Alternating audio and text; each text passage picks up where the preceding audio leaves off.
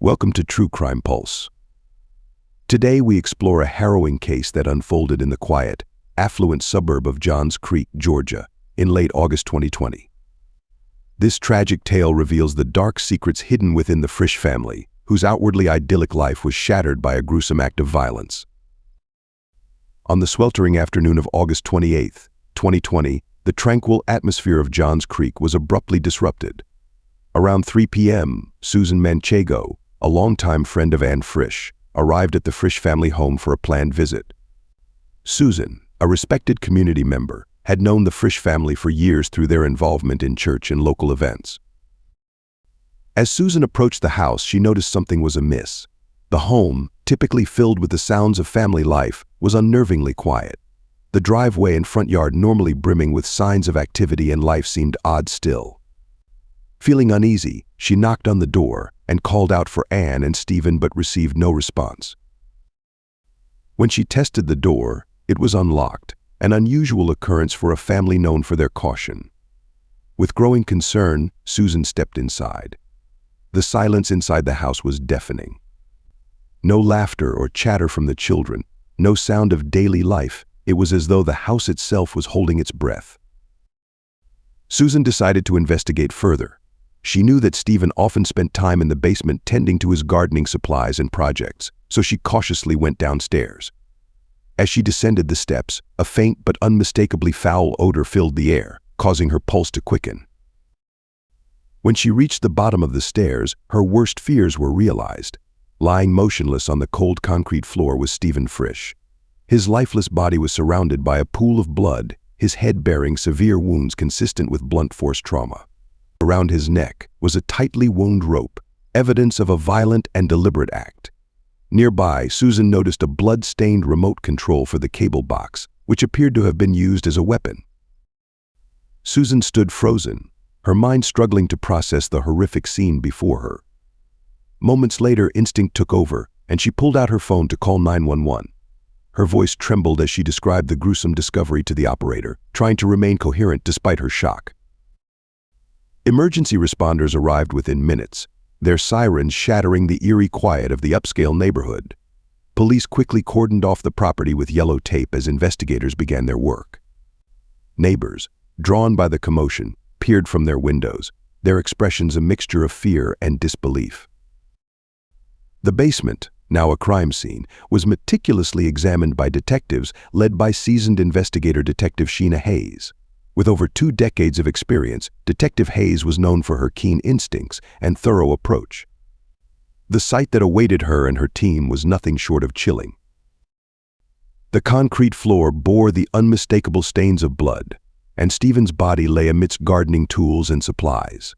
The blood-streaked remote control and the rope around his neck told a story of struggle and violence. Investigators worked systematically, collecting fingerprints from the remote control and other surfaces, as well as gathering DNA evidence from the rope and nearby objects. Luminol was applied to detect traces of blood that might have been cleaned, casting an eerie bluish glow over the scene and revealing the full extent of the violence. Every detail was photographed and documented, ensuring that no clue was overlooked. Outside, the once quiet neighborhood was transformed into the epicenter of a major investigation. Residents stood in small groups, whispering about the tragedy and speculating about what could have led to such a horrifying event in their otherwise peaceful community. The investigation into Stephen Frisch's death would uncover a tangled web of hidden tensions, betrayal, and an insidious plot that would shock everyone who knew the family. The tragedy of August 28, 2020, would leave the community of Johns Creek mourning the loss of a husband, father, and valued member of their society, while grappling with the unsettling reality of the darkness that had been concealed behind closed doors. Local news stations, including WSBT, arrived at the scene, their cameras capturing the unfolding tragedy of a shocking murder in the typically quiet suburb of Johns Creek. Reporters interviewed neighbors who expressed their disbelief and sorrow over Stephen's untimely death. Meanwhile, inside the Frisch residence, the investigation pressed on. Detective Sheena Hayes, observing the crime scene, noted the absence of any signs of forced entry. This critical detail suggested that Stephen's killer was someone he likely knew and trusted. The team conducted an initial interview with Susan Manchego, who had discovered the body. Still visibly shaken, Susan recounted the events of her arrival and shared what she knew about the Frisch family's recent activities, providing valuable leads. Investigators then turned their attention to Stephen's personal communications, examining his phone, computer, and social media accounts. Emails, text messages, and recent call logs were scrutinized for any potential clues that might reveal a motive or suspect. Each piece of correspondence was reviewed with painstaking care.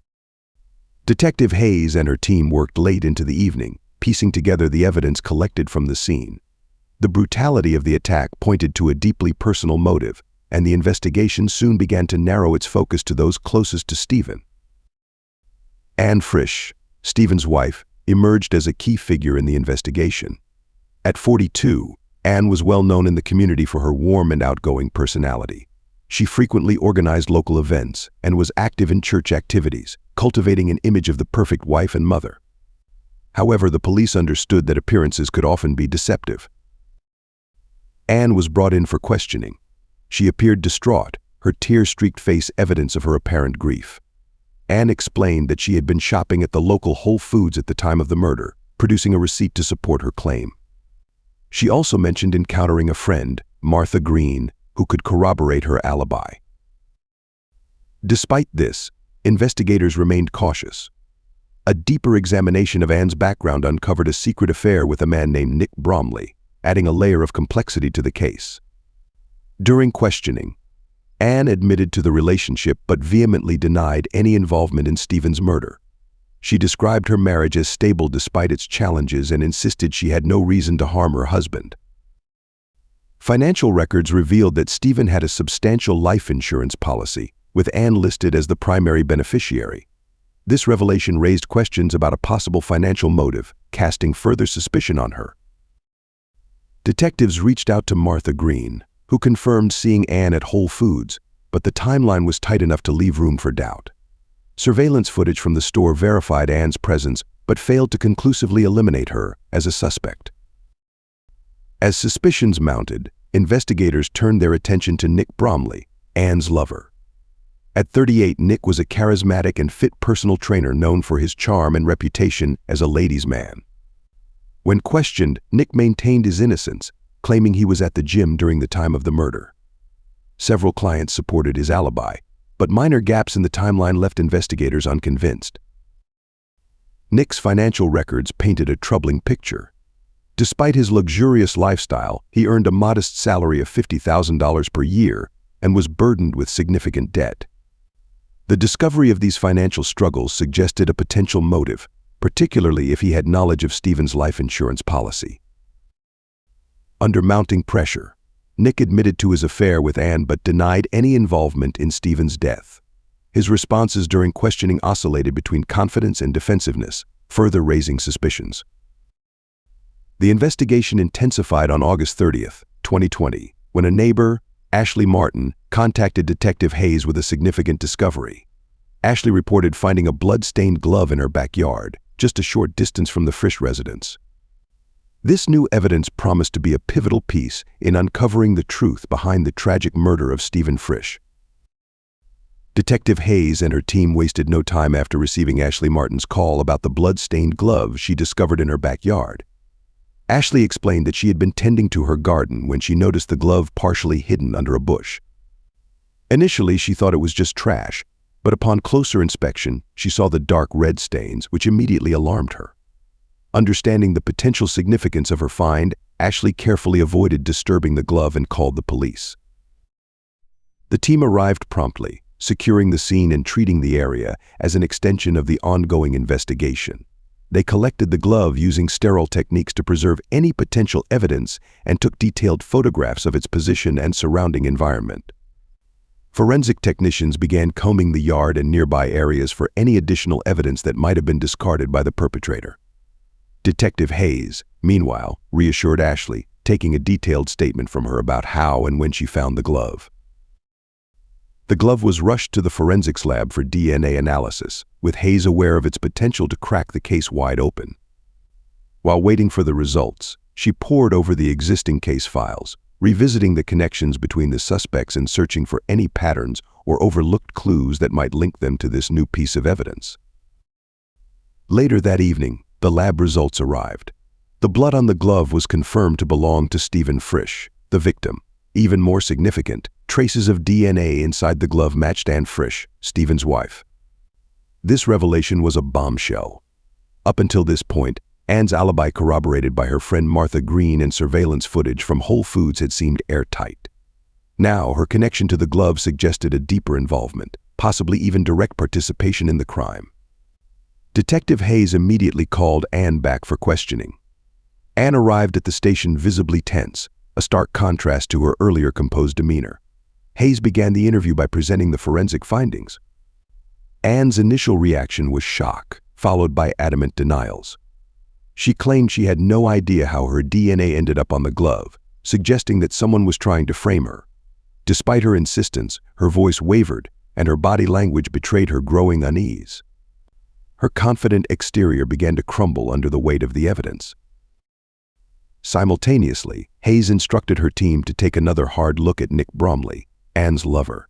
Revisiting the timeline of his alibi, detectives scrutinized the gym's surveillance footage more closely. They discovered a brief window during which Nick had left the premises, coinciding with the time frame of the murder. This newfound gap raised the possibility that Nick could have played a direct role in the crime.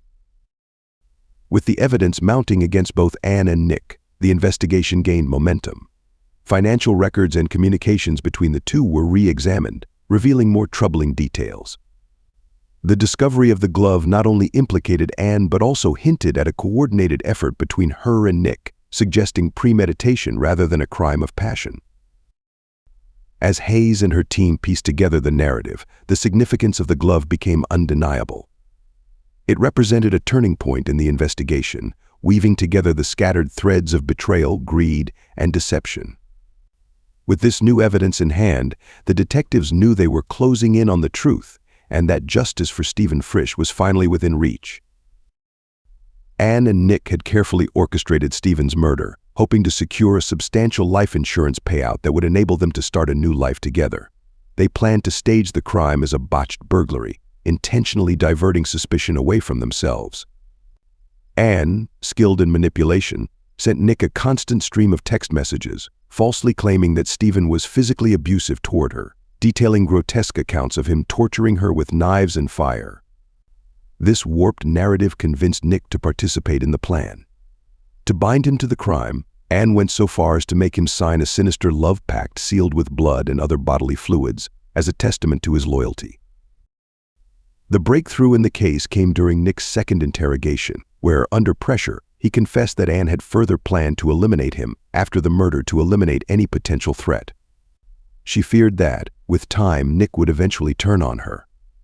This revelation painted Anne as a ruthless manipulator, willing to go to extreme lengths to remove anyone who might expose her.